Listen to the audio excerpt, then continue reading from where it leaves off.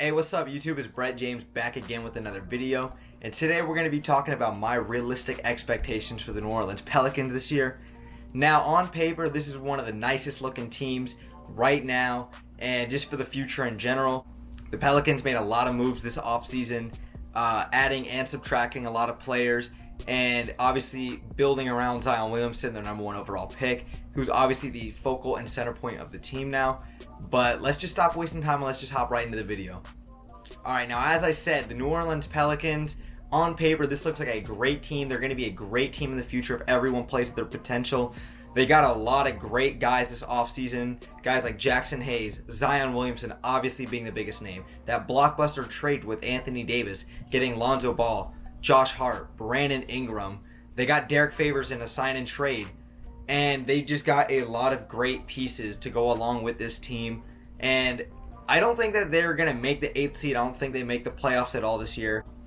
If Zion's anything what he's like, this is going to be a very scary team in the future. I don't expect Zion to put it together in his first year with the team, but I do expect he's going to have an immediate impact in the NBA. Not like what we saw at Duke, but he's going to have a great rookie season regardless. Alvin Gentry's a great coach. He's hit or miss sometimes when it comes to the playoffs. Sometimes he gets swept. Sometimes, he'll actually go and win a series.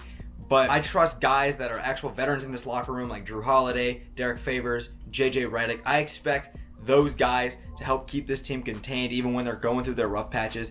Because even though guys like Ingram, Ball, Hayes, and all these other guys, they're young, they've got potential, but they're not mature and they're at that level yet in their career in which they can take ownership of the team. And that's why I expect those veterans to take a huge mentorship with these guys. And that's why I think these guys are going to be great in 2 to 3 years, because they're going to learn from these guys and they're going to have a solidified team with a bunch of bona fide stars on there in a couple of years if these guys play to their potential. Now for me, I think Lonzo Ball really and truly is the X factor, and this is honestly a make or break year for him.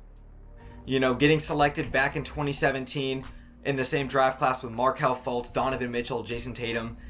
Aside from Markelle Fultz, Lonzo's looking like one of the worst players out of this draft class. Markelle can't even touch the floor. But even with guys that are hitting the floor, Lonzo's looking like one of the busts of that 2017 draft. This is a hit or miss year for him. We all see the potential on the defensive side of the ball with Lonzo Ball. We all see his passing ability and how great he can be. And his inconsistency has always plagued him. To be frank, Lonzo just has not lived up to expectations. Ingram had a great season last year, getting around 18 points per game, 5 rebounds, 5 assists. That's not too shabby, especially when LeBron's on the team and he's still dominating and being LeBron James. Ingram still hasn't lived up to the potential, to the comparisons of Kevin Durant being the best version of himself, in which we know he can play. He has not lived up to that yet, and it just hasn't came together yet. So obviously losing out on AD though in general, that's going to be a huge blow to the team. But even with them losing a top 5 player in the NBA, this team is still getting nationally recognized across the association just because Zion is on the team. And what I mean by that is, not only are they selling jerseys and selling tickets and selling season tickets almost immediately after Zion's taken, but they're getting 20 nationally televised games this season, which is absolutely ridiculous. Now, I'm not being a hater, okay? Zion Williamson, I want to see him. He's the next generation, supposedly, of great players that are about to take off. And I don't blame the NBA at all for scheduling them 20 games. The ratings, the money, and the revenue is just going to be out of the doors with all of these TV games. But what I am saying is that I think people need to definitely chill, because let's say Zion drops about 18 points per game this year, right? Are we going to look at it and say, wow, that was a great rookie year? We're like, kind of underwhelming for Zion Williamson when we expect huge and big things and dominating things from this guy, okay? It's already bad enough that the New Orleans Pelicans had to get the number 1 overall pick. For the NBA, I have no problem with the Pelicans getting the pick. I'm saying in terms of the NBA, they want a team like the Knicks to get him, not a Memphis or a New Orleans. They don't want a small market getting a big name athlete that's going to be the face of the NBA potentially for the next decade. They want a Mecca to get him. So for the Knicks to not get him, that really does suck. But that's what comes with tanking, and hopefully they learn their lesson. It's difficult to put into words how disgusted I am, how depressed I am about the New York Knicks. I mean, oh, boo-hoo! I don't see the Pelicans making the playoffs this year. I think they honestly are going to be a juggernaut in 3 years that they can keep the core of this team together.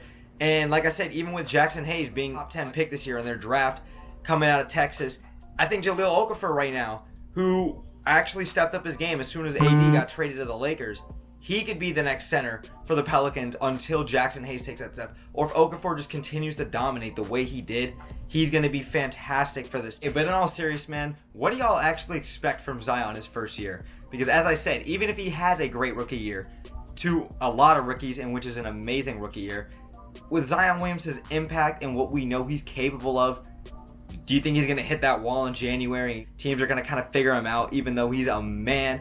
What do y'all actually realistically expect from the Pelicans this year? Like, that's what I want to know.